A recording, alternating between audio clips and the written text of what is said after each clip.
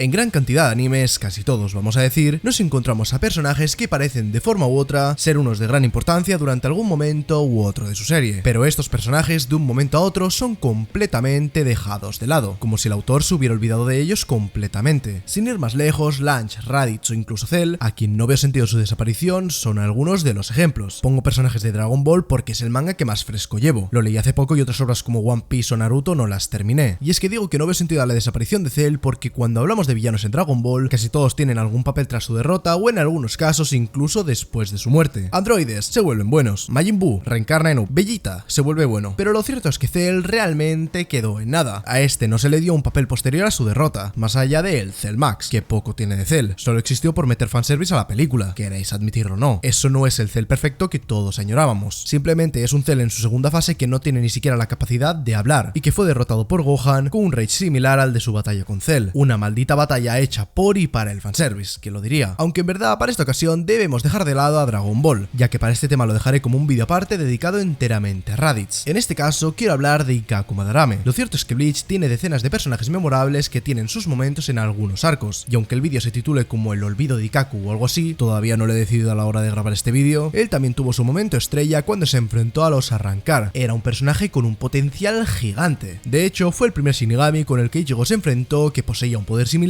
y con el que podía enfrentarse en un combate sin ninguna complicación. Antes de que alguien lo diga, el combate contra Renji se puso a su favor por pura suerte. Estaba enfrentándose contra un Shinigami sin siquiera saber el nombre de su Zanpakuto, y esto lo hacía ir muy por detrás en la batalla. El tema es que Ikkaku fue derrotado, algo que no es sorpresa para quienes ya vieron Bleach o incluso para los que no, ya que el prota al fin y al cabo nunca es derrotado tan pronto. Podéis llegar a pensar que Ikkaku tendría después del combate algún otro papel durante el arco de la Sociedad de Almas, ya bien sea como aliado o enemigo de Ichigo, pero lo cierto es que no acabó siendo ni una cosa ni la otra. Quedó completamente apartado durante el resto del arco, y mientras que a otros personajes se les siguió dando una gran importancia después de ser derrotados por Ichigo, como Kenpachi o Renji, a Ikkaku se lo dejó apartado. Kyoraku mismo parecía en un primer momento como el jefe de Dark Souls que te encuentras aleatoriamente. Haría un chiste con la blacklist del Most Wanted antiguo, pero Hoxie ya se los apropió. En fin, sería como Razor. Kyoraku principalmente sirvió para enseñarnos cómo de fuertes pueden llegar a ser los Shinigamis dentro del Gotei, y como alguien en quien Ichigo tenía puestas todas sus esperanzas y que no esperaba ni por asomo que fuera derrotado, a acabar tendido en el suelo de un solo espadazo que ni siquiera pudo prever. Todo esto para luego ponerse del lado de los Ryoka durante el resto de la invasión, evitando que la ejecución de Rukia acabara sucediendo. A lo que me refiero es que hayan vencido o hayan sido derrotados por su enemigo, siempre han tenido un papel después del combate, ya sea como aliados o como enemigos. Después del combate y de ser derrotado, Ikkaku solo volvió a aparecer una vez más en todo el arco, y fue simplemente para mostrarnos cómo pelea borracho contra Tetsusaemon, alguien a quien incluso peor que Ikkaku se le fue completamente olvidado durante toda la serie. En Bleach esto pasa con muchísimos personajes, sobre todo los tenientes. Por ejemplo, en Renji, Rangiku y Momo se ha profundizado mucho más que en, por ejemplo, Kira, Kiyone o Nanao, que esta parece medio NPC durante media serie y su momento más relevante fue cuando le salió espuma por la boca debido a la energía espiritual de Yamamoto. Y no es que ese momento fuera precisamente importante por ser un momento traumatizante para Nanao ni nada de eso. La gente solo lo recuerda por ser un momento en el que Tablos accedió a la mente de Kubo y esto acabó en que la escena fuera censurada en el anime. Literalmente se la recuerda solo por eso, por una simple censura. Tengo entendido que en el arco final Nanao tomó mucha más importancia que en otros arcos al igual que Nemu, así que hasta que no vea el anime o lo lea, prefiero quedarme con lo que yo he visto para dar mi opinión. Volviendo a Ikkaku, este no tomó demasiada importancia después de ese combate, y simplemente se quedó como un personaje de fondo durante el resto del arco. Pero eso no se quedó ahí, sino que después de ese arco tan obviamente querido por la comunidad de Bleach como lo es el arco de los Bone, llegamos a la saga Arrancar. En esta y concretamente los combates que se dieron en Karakura, se destacaron sobre todo el que hubo entre Ichigo y Grimmjow y el combate que hubo entre Ikkaku y Edrad, un épico duelo que mostraba al mismo hombre que fue derrotado por el protagonista, teniendo un episodio prácticamente centrado únicamente en él, con uno de los momentos más épicos y mejor animados en todo Bleach, mostrando el verdadero potencial que este posee. Y después, puede que penséis que ahora que ha mostrado su Bankei, que es un personaje que no debemos tomar a la ligera, tomará mucha más importancia durante el resto del anime, ¿no? Pues la verdad es que no. No es exageración decir que este fue el momento más importante de Ikkaku en todo Bleach, un combate contra un enemigo prácticamente de relleno y que no le importa a nadie, porque al fin y al cabo todo el mundo sabía que se acabaría muriendo. Durante el resto de la obra pasó completamente desapercibido, y se mostraba en algunas escenas en las que parecía que estuviera ahí porque sí. En la batalla de Karakura solo fue mostrado al momento de ser derrotado por un Arrancar, que de nuevo no era el centro de atención de absolutamente nadie. A donde quiero llegar con todo esto es a que Ikkaku tenía todas las puertas abiertas para volverse un personaje importante dentro de su obra, e incluso se le había dado ese momento épico con su Bankai, en el que también se mostraba el extraño comportamiento de ocultarlo a casi todo el mundo, solo con tal de guardar el factor sorpresa, e incluso si eso causaba su derrota, algo que lo diferenciaba de todos los Shinigamis. En el arco de los Fullbringers, Ikkaku Kaku se enfrentó a Shishigawa.